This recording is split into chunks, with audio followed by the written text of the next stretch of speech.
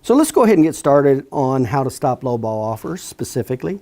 Now this presentation is going to cover 5 major categories to stop lowball offers and win policy limit awards for the soft tissue spinal injury case.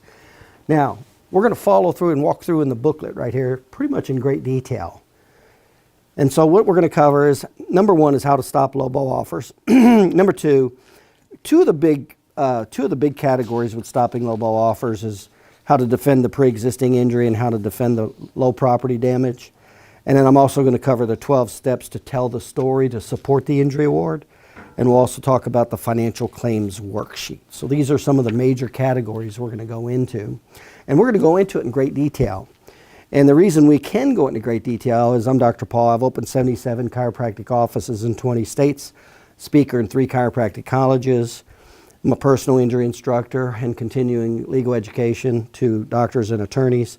Now, I've never lost a case in court when testifying on behalf of a patient. You'll see exactly why.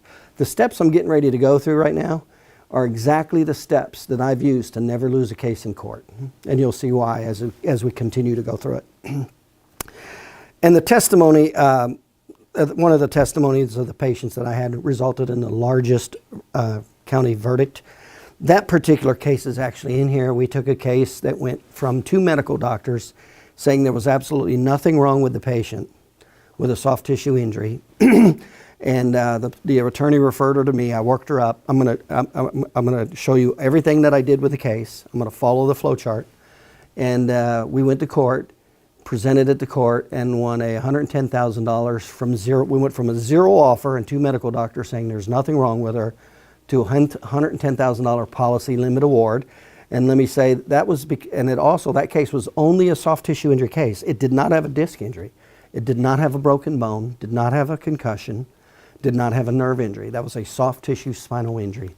And so we're going to put a lot of emphasis on that because that's the basis of documenting the soft tissue injury. That's the foundation of all personal injury. And you'll see why as we go through all the steps. So I've authored 10 books now, mainly on chiropractic, personal injury, things like that.